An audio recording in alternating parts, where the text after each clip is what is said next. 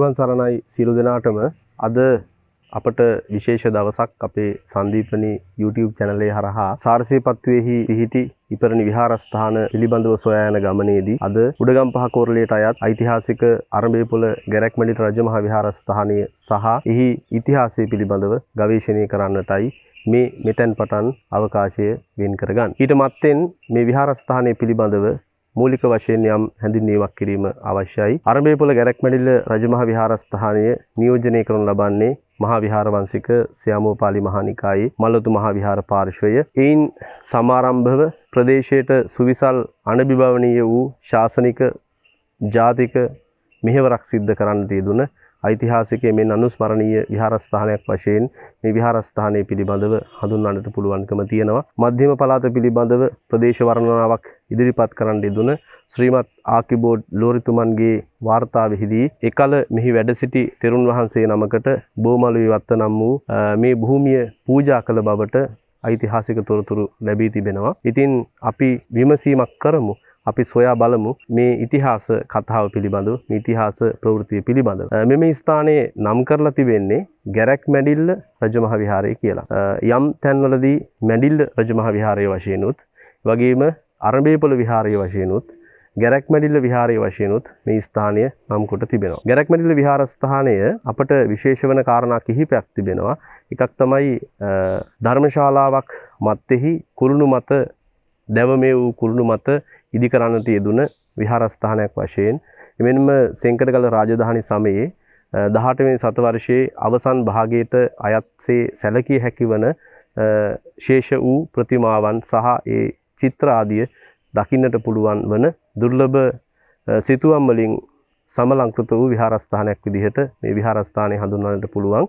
ගැරැක්මැඩිල්ල කියන නාමය ඇතිවීම සම්බන්ධයෙන් තොරතුරු සොයා බලනකොට අපට මුණ ගැසුනේ පාලි භාෂාවෙන් ගරුක මණ්ඩප කියන වචනය සිංහලයට බිඳගෙන එය ගරා යකුන් නැටු පිටියක් හේතුවෙන් ගැරැක්මැඩිල්ල වශයෙන් එක්තැනක හඳුන්වා දී තිබෙනවා. එසේ වුවත් පාලි විග්‍රහයසේ බලන විට ගරුක මණ්ඩප ගරු සම්මත වූ මණ්ඩපය කියන අදහසින් ගරු මණ්ඩප ගැරැක්මැඩිල්ල කියන අදහසට එක්ුණායි කියන ශාබ්දික පරිවර්තනයත් එක්ක අපට දකින්නට පුළුවන්කම තිබෙනවා. මේ වන විටත් සාරසීපත්ති උඩගම්පහ කෝරළයේ ශේෂව පවතින්නේ රජමහා විහාර 14ක්. ඒ අතරින් අරඹේපොළ ගැරැක්මැඩිල්ල රජමහා විහාරස්ථානය අපට සුවිශේෂී වෙනවා. අපි එසේනම් සොයා බලමු මේ විහාරස්ථානයේ පවතින පෞරාණිකත්වයේ සම්බන්ධයෙන්. තවත් කාරණයක් නිසා මේ විහාරස්ථානයේ විශේෂිත වෙනවා. සෙන්කඩගල රාජධානි සමයේහි ඉදිකරන්න යෙදුන විහාර මන්දිර දෙකක් නිසා මේ විහාරස්ථානය අතිශය දර්ශනීය වූ පෞරාණික විහාරස්ථානයක්සේ හඳුන්වන්නට පුළුවන්. ඒ වගේම එකල ඓතිහාසික බෝධිරාජයන් වහන්සේ නමක් අභියස ඉදිකර තිබෙන සිරිපතුල් ආකෘතියක් නිසා ඒ සිරිපද ලස සම්බන්ධයෙන්ුත් කල්පනා කරලා බලනකොට එහි නිර්මාණ ස්වරූපයේ ස්වභාවය දිහා බලනකොටත් එය මේ විහාරස්ථානයේට වටිනා කලාකෘතියක් වශයෙන් එක්කොට තිබෙන බව අපිට දකින්නට පුළුවන්. හොඳයි, අපි එහෙමනම් අද අරඹේපොළ ගැරැක්මැඩිල්ල රජමහා විහාරස්ථානයේ ඉතිහාස කතාව මෙතෙන් පටන් විමසීමකට ලක් කරමු.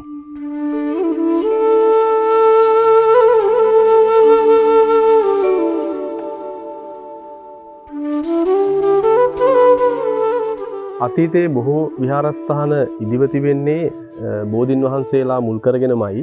ඉතින් අපිට දැන් දැක බලා ගන්න පුළුවන් මේ ඓතිහාසික විහාරස්ථානයේ සුපිහිටි බෝධිරාජාණන් වහන්සේ. ඉතින් මේ බෝධිරාජාණන් වහන්සේ මේ ස්ථානයේ රෝපණය වුණේ කොයි වකවානුවේද කියන එක තාම අපට නිශ්චිත වශයෙන් කියන්නට පුළුවන්කමක් නැහැ. නමුත් මේ බෝධි ප්‍රාකාරය සහ ඒ අවට පරිසරය දකිනකොට අපට වටහා ගන්නට පුළුවන්කම තිබෙනවා බෝධිරාජාණන් වහන්සේගේ පෞරාණිකත්වය කොතෙක්ද කියන කාරණේ. ඉතින් අද බොහෝ විහාරස්ථාන ක්‍රමක්‍රමයෙන් නවීකරණය වෙමින් යන කාල පරිච්ඡේදයක් තුල තවමත් මේ පෞරාණිකත්වය ආරක්ෂා කර ගනිමින් අරඹේපොළ විහාරස්ථානයේ බෝධිරාජන් වහන්සේ සහ ඒ ප්‍රාකාරය එලෙසින්ම අපට දකින්න පුළුවන්කම තිබෙනවා.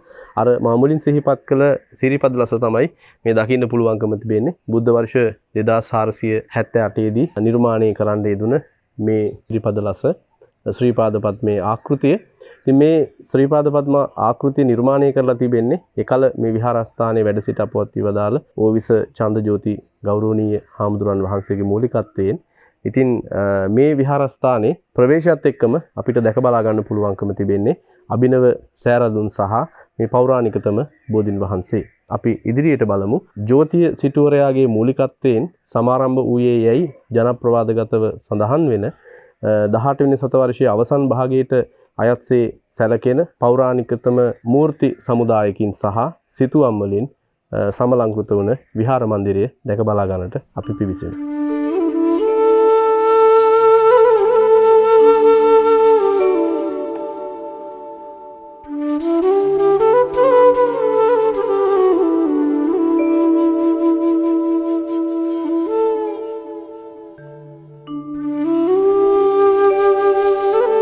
දැන් අප ප්‍රවිෂ්ඨව සිටින්නේ අරඹේපොළ ගැරක්මැලි රජමහා විහාරස්ථානයේ ඓතිහාසික විහාර මන්දිරයටයි. මේ විහාරස්ථානයේ විහාර මන්දිරය පිළිබඳව හැඳින්වීමට పూర్වයෙන් මේ විහාරස්ථානයේ ශෝභාවත් කරන්න යෙදුන සංඝ පරම්පරාව පිළිබඳව යම් කරුණු කාරණා කිහිපයක් සිහිපත් කිරීම ගැළපෙනවා, වැදගත් වෙනවා.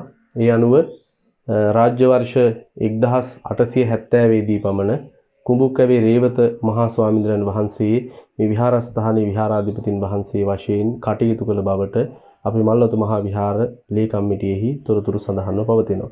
වගේම උන්වහන්සේගේ ශිෂ්‍යවරයන් වහන්සේ නමක් වුණ පොළොන්මානේ සරණංකර හාමුදුරුවන් වහන්සේ, ඒ වගේම ඊන් අනතුරු විශේෂයෙන් මේ විහාරස්ථානය සෝභා සම්පන්න කරන්න යෙදුන මහතෙරුන් වහන්සේ නමක් වශයෙන් සිහිපත් කරන්න පුළුවනි.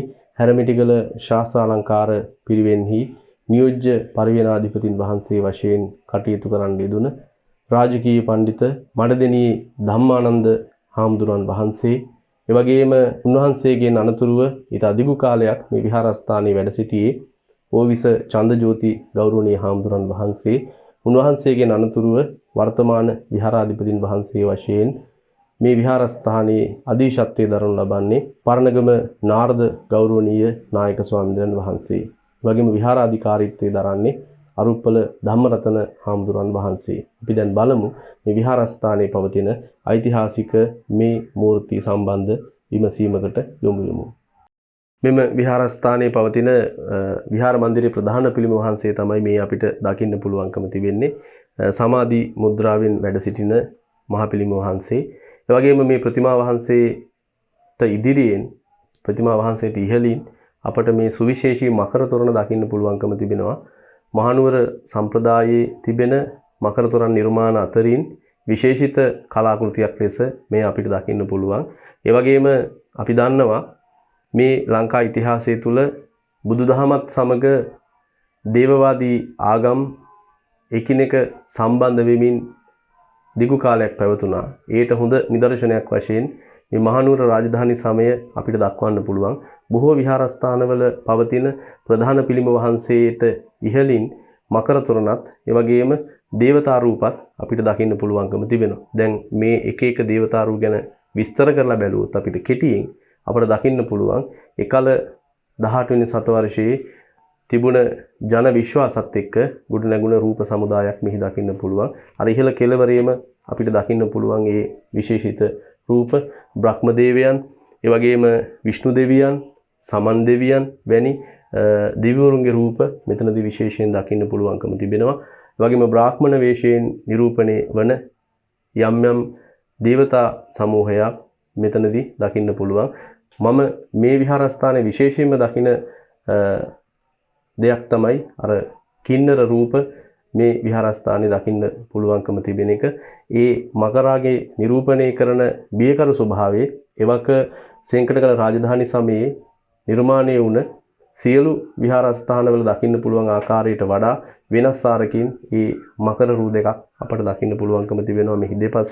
ඒ වගේම උඩුකය නිර්වත් වූ කාන්තා රූප දෙකක් මේ මකර තොරණෙහි යටින් මේ දෑතින් මේ මකර තොරණ දරාගෙන ඉන්න ආකාරයට මේ දෙපස නිරූපණය කරලා තිබෙනවා. ඒ වගේම ඉන් දෙපස දකින්න තිබෙන්නේ තථාගතයන් වහන්සේට චාමර සරණ දේවතා රූප දෙකක්.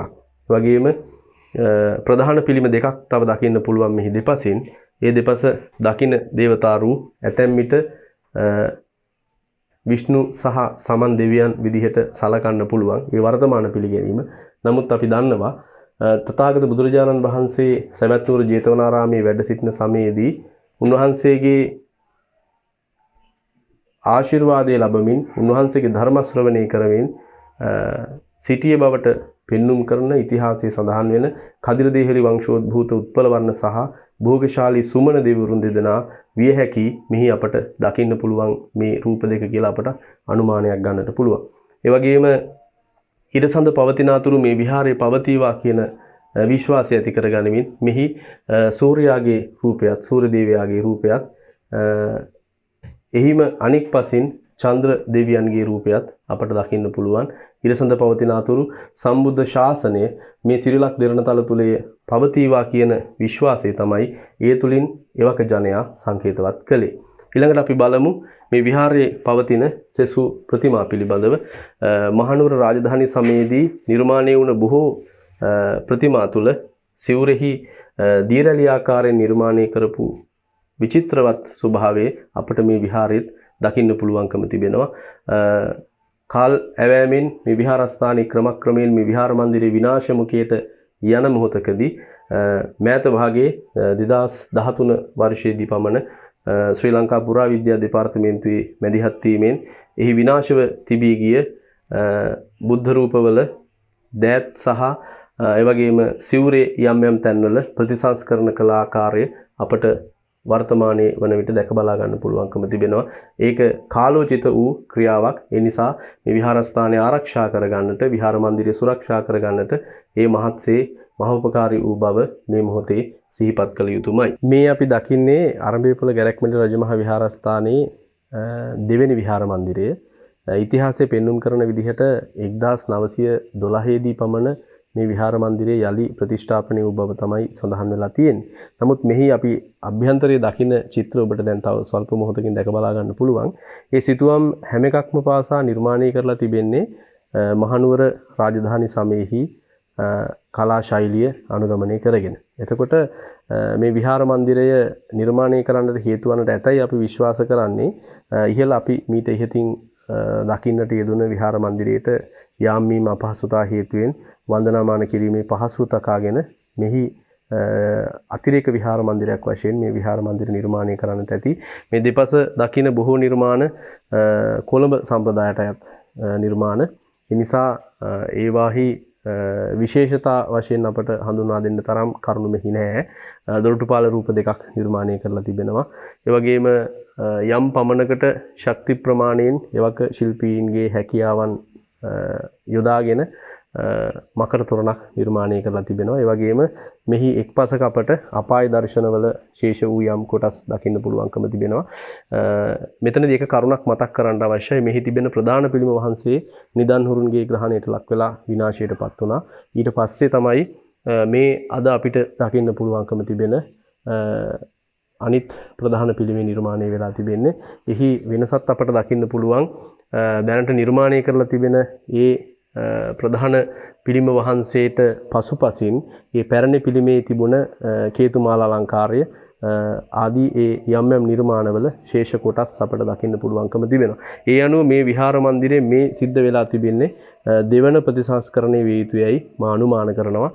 බොහෝ තැන්වල තිබෙන මේ සිතුවම් අතර පැරණි චිත්‍ර අපට දකින්න පුළුවන්. ඇතැම් සිතුවම් වල පහතරට සම්ප්‍රදාය අපි දන්නවා මහනුවර ශෛලියේ පහතරට සම්ප්‍රදායේ යම් යම් ලක්ෂණ ශේෂව දකින්න පුළුවන්කම තිබෙනවා.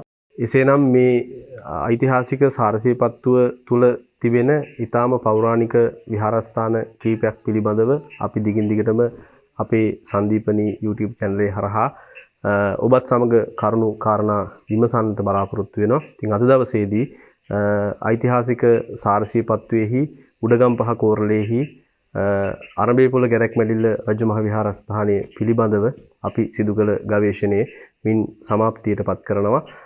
ඒ වගේම මේ විහාරස්ථානයේ 550 ජාතක පොත් වහන්සේ නමක් තැන්පත්ව පවතිනවා.